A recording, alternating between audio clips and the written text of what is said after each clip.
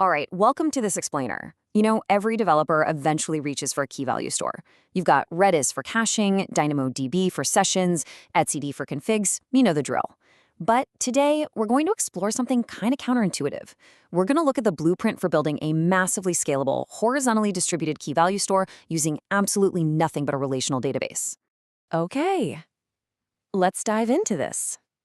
Imagine you get tasked with engineering this lightning-fast, highly durable key value system.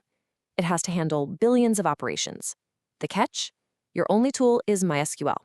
Sounds wildly restrictive, right?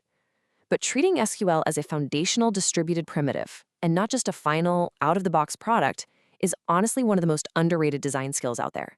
It's the exact kind of thinking that separates the senior and principal engineers from the rest of the pack. And let me just establish right out of the gate, this is not some hypothetical pie-in-the-sky whiteboard exercise. This is industry reality. If you look under the hood of major production systems, this is exactly how DynamoDB-compatible interfaces are layered right on top of Aurora. It's how Apache Ignite handles key-value semantics over disk-backed storage. They are literally using SQL as the distributed engine beneath the surface. So here's our roadmap for the explainer today. 1. The KV on SQL secret. 2. Schema and atomic mutations. 3. Soft deletes and TTL efficiency. 4. Row locks and concurrency. 5. The 5 stages of scale. And finally, surviving production reality. Starting off with Section 1, the KV on SQL secret and why this problem matters so much at scale. Now, you might be thinking, why bother with this? Why not just spin up an off-the-shelf NoSQL database? Well, mastering this specific blueprint forces you to really confront the true cost of soft state and read-write trade-offs. Remember, most systems are like 90-10 read-heavy, and you have to know how that ratio actually shapes an architecture. More importantly, this totally breaks you out of those happy path tutorials. It forces you to think in operational failure modes. You have to understand the entire data lifecycle: insertion, mutation, expiration, reclamation, when the system is under absolutely immense pressure. Moving to Section 2, Schema and atomic mutations, specifically the 4 columns that actually matter. Now, what's really interesting about this slide is the micro-level foundation. Look at what is completely missing from this highly optimized structure. We only have 4 elements: a key as the primary clustered index, meaning rows are physically sorted by key for blazing fast B-tree lookups; a value as a medium blob, which keeps the main index nice and compact; an expiry underscore at column using a Unix epic bigint; and a secondary index on that expiry. Notice it? There is no is underscore deleted column, no created at timestamp. By deliberately omitting an is underscore deleted flag, we save compounding bytes on every single row. At scale, those savings keep your buffer pool serving way more queries directly from RAM. But how do we actually write to this thing? A naive get then insert creates a massive race condition window. We need true atomic mutations. Let's compare 2 ways to do this. Replace into is literally like demolishing your entire house and rebuilding it from scratch just because you wanted to repaint the living room wall. It deletes the row, inserts a new one, increments IDs, fires cascading foreign keys, and totally bloats your replication log. On the flip side, on-duplicate key update is an upsert. It's just repainting the wall. It executes as a true single atomic mutation at the row level. This avoids race conditions and keeps your replication lag nice and low. Section 3, soft deletes and TTL efficiency, where we decouple correctness from cleanup. To handle the data lifecycle efficiently, user latency and storage cleanup have to be treated as 2 completely different problems.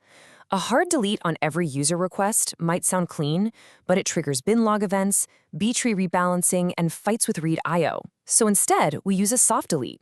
We run a single update statement that sets the expiry at to -1, basically the year 1970. This instantly hides the row from reads without paying the immediate I/O cost of a hard delete. Think of the milk carton analogy.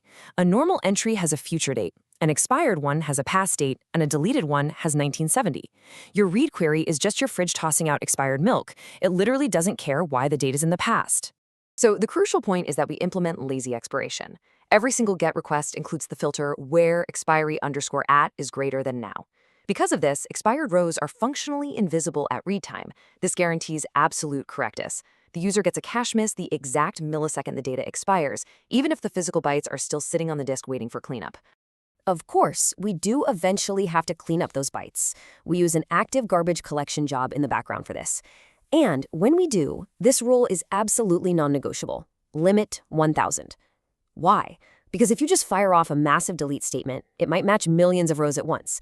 That locks millions of rows, blocks concurrent writes, bloats the InnoDB undo log, and will literally melt your replication stream. You have to use bounded batches. It's exactly like cleaning your house one room at a time, so the rest of the house actually stays livable. Section 4, row locks and concurrency, and how we handle contention. We have to prevent the database from silently queuing up stalled transactions. When you need pessimistic locking for a read, modify, write operation, you've got a choice. For update, now wait tells the database to lock the row, but if someone else already has it, fail immediately. Skip locked, on the other hand, just skips locked rows and grabs the next available one. While skip locked is amazing for job queues, it's terrible for a key value store. Failing fast under contention is absolutely critical for high throughput systems. Think about it. A 30-second lock wait timeout means a single slow transaction can stall thousands of others. Now wait converts that invisible tail latency into clear, monitorable error metrics right away. Section 5, the 5 stages of scale and evolutionary architecture. I really want to stress this. Starting with a fully sharded cluster on day 1 is a massive, premature optimization trap. Here's the actual evolutionary sequence you should follow. First, scale the stateless API tier. Any request can land on any server, so this scaling is basically free. When the database gets choked, move to step 2, read replicas. Exhausted that? Step 3, vertical scale. Just buy a bigger, beefier machine. It's operationally way simpler than managing multiple databases. Only when you are absolutely forced to do you move to step 4, horizontal sharding. Delay sharding for as long as humanly possible. Now, while you're in that read replica stage, you have to face a reality: the consistency trade-off. Replicas inevitably introduce milliseconds or even seconds of replication lag. Production systems balance scale and correctness by routing default reads to the replicas, accepting that the data might be slightly stale. But they offer a consistent equals true flag in the API to route authoritative, mission-critical reads straight to the master database to guarantee fresh data. And this brilliantly illustrates the ultimate trade-off in horizontal sharding. Eventually, you hit stage 4. When you pick a partitioning strategy, you have options. Range partitioning supports range queries, but if your key distribution is skewed, bam, you get massive hotspots. Hash partitioning, where the shard is determined by hashing the key, guarantees an even load spread, but it completely breaks range queries. Since we're building a pure key value store, hash partitioning is almost always the correct choice. And remember, cross-shard transactions effectively do not exist here without introducing immense, painful complexity. Finally, Section 6, surviving production reality through the principal engineer lens. So what actually separates a working whiteboard design from a system that survives the brutal reality of production traffic? You are going to face silent killers. Hotkey meltdowns happen when a single popular key, say a viral post's view counter, generates extreme load on one shard. Sharding cannot fix that. You need an API tier LRU cache. Garbage collection backlogs happen when your cleanup job just can't keep up with writes. And then TTL stampedes. If a million keys, maybe from a massive daily refresh pattern, expire at the exact same millisecond, your database will completely choke. You prevent this by intentionally adding a tiny bit of random jitter to the TTL right at right time. To manage all of this chaos, you have to define your service level objectives, or SLOs, right up front. You need to define your read availability, keeping in mind that every extra 9 of availability costs an order of magnitude more in engineering effort. You must define your write durability and your garbage collection SLA, and TTL accuracy. If a key is set to expire at exactly t plus 30 seconds, it needs to be invisible by t plus 30 seconds plus some epsilon. You have to decide exactly what that epsilon, that acceptable delay margin is for your specific use case.